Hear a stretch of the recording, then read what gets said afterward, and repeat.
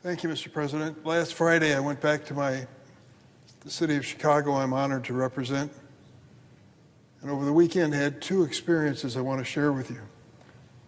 There was a real contrast, but there was a recurring theme in both. The first was at a church in the city of Chicago on Friday, Christ Lutheran Church. It's on Wilson Avenue in a section of Chicago known as Albany Park. The church was built in 1911. You look around at the houses outside that church and you think, this neighborhood's seen a lot of change, a lot of different people who came through with waves of immigration.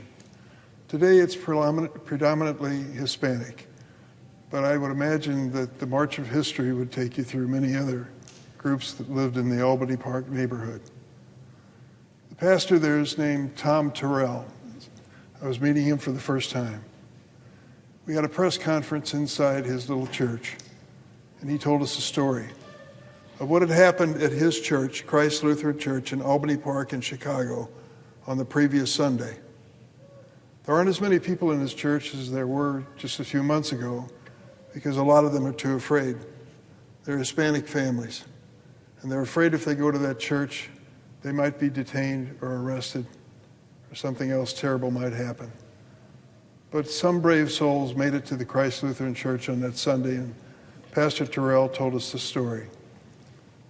At the end of the ceremony at noon, the people were leaving and heading home, walking away from church, when an unmarked van pulled up, and ICE agents came out of it and started to ask questions of the people that just came out of church. It was noticed in the neighborhood, and what is now becoming more common in Chicago. The neighbors started coming out with whistles, standing on the front porch and blowing whistles because the ICE agents were intimidating these people who were just leaving church.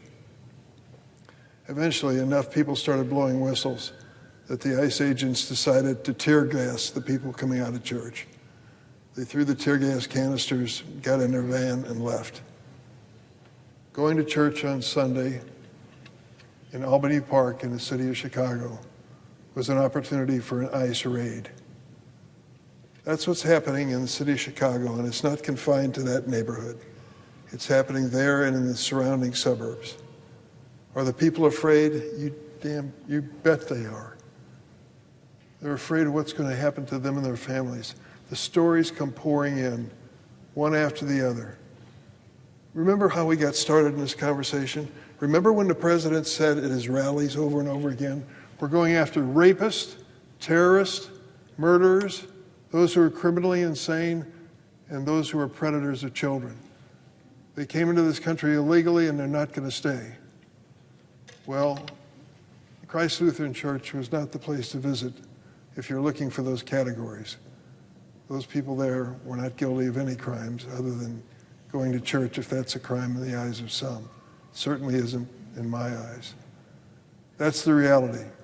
70% of the people who are being detained and arrested in the city of Chicago have no criminal record. No criminal record. And yet they're being intimidated. The restaurants in many parts of the city aren't what they used to be. People are not going shopping. They're afraid to go outside at all. That's the reality. My second experience this week in Chicago is on the same theme. Mr. President, on Saturday, an estimated 7 million Americans across this country took to the streets peacefully with a singular message to President Trump and his enablers. We have no kings in the United States. That included 100,000 people in Chicago, and I was proud to be one of them. That's the front line, as we know, of the president's assault on our democracy, our civil liberties, and our rule of law. Now, I've been in Congress for 4 decades, so believe me when I say that the turnout in this march was the largest I've ever seen at any political gathering. It was amazing. The president is trying to tell the world that it's unsafe to be in the city of Chicago.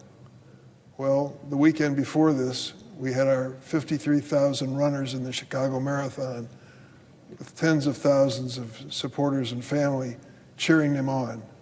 They weren't afraid to be in Chicago, and neither was I. And this last Saturday, this gathering of people in the city of Chicago, without violence, expressing themselves as Americans, disagreeing with our government, which is part of democracy, was a peaceful gathering by and large. I joined the march in the city of Chicago and carried a sign that read, "Hands off Chicago," and I meant it. Chicago is a great city. It faces challenges, but all cities face challenges. These challenges must be addressed with solutions that are consistent with our American values. This president is abusing his power by fueling this cruel immigration raid policy, unleashing the military, bringing in National Guard men and women from the state of Texas against immigrants and citizens alike. Don't believe me? I'll show you. The president claims his actions are meant to round up, quote, the worst of the worst, but that's been anything but the case.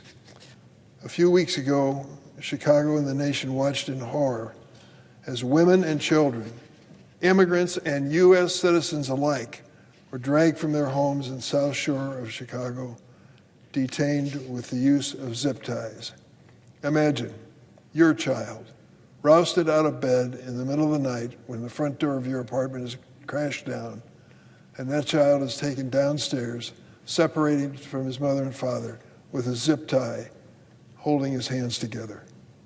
When one witness complained that these children are being mistreated, I'm sorry to tell you, the person from ICE said, "F them kids."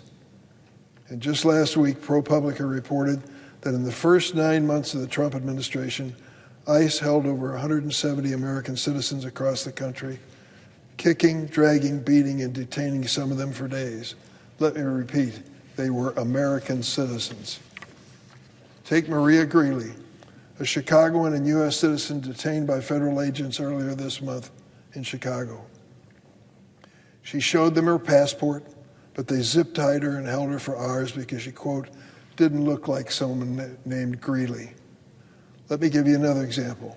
On October the 3rd, Juan Munoz, trustee for the township of Oak Park in Illinois, stood with protesters outside the ICE Broadview processing facility along with other elected officials. Federal agents picked him out of the crowd, shoved him to the ground, and arrested him while they left his colleagues alone. They held him for 8 hours. Why did they hold Juan Munoz for that long and not his colleagues? He was a person of color. Does this sound like the work of an administration set on reducing violent crime? I think not. This cruelty is all for show. While Americans continue to pay inflated prices at the checkout aisle and face the prospect of skyrocketing healthcare premium costs, this is what our president is focusing on. We, the people, stood up this weekend to the president's abuses of power. I hope the Supreme Court, when the time comes, will do the same. The founders of this nation designed the Constitution to protect generations of Americans from the very abuses we are watching unfold before our eyes today. They understood the dangers of a military turned against its own people and limiting their role in civilian affairs. President Trump's claims of so-called invasions, rebellions, emergencies to justify calling the military into American cities like Chicago are baseless. They are simply attempts to bypass laws and the checks and balances of the Constitution. Judges in Portland, Oregon, and Chicago, Illinois, appointed by presidents of both political parties, have agreed. In upholding a ruling temporarily barring the deployment of troops in Chicago, the Seventh Circuit Court of Appeals concluded, and I quote, "The facts do not justify the president's actions in Illinois. Political opposition is not rebellion." In fact, the court noted the Department of Homeland Security itself claims that protests have not slowed down their operations and that ICE has increased its deportations and arrests.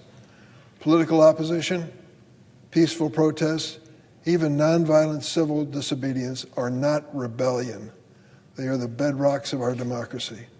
And if there are legitimate concerns with maintaining law and order, protecting public safety, and controlling crime, the Constitution preserves the power to address that to the states, not the federal government. Whether in Chicago, Portland, Los Angeles, Memphis, or the District of Columbia, it is civilian authorities, state and local law enforcement, that have the primary responsibility for enforcing the law. I'm glad to see federal judges, including judges appointed by President Trump himself, upholding their constitutional responsibility to interpret the law and apply it to the facts. It's no surprise that President Trump is now asking the Supreme Court's conservative supermajority to greenlight his abuse of power and allow him to deploy troops regardless of statutory limit or the actual facts on the ground. The Supreme Court should reject the president's petition. There is no emergency that would justify bypassing the regular appeals process and resolving this case on the court's shadow docket without full public scrutiny that it deserves. My warning to my Republican colleagues is this. Durbin of Illinois is standing on the floor of the Senate today telling you what's happening to the state and people I love to represent.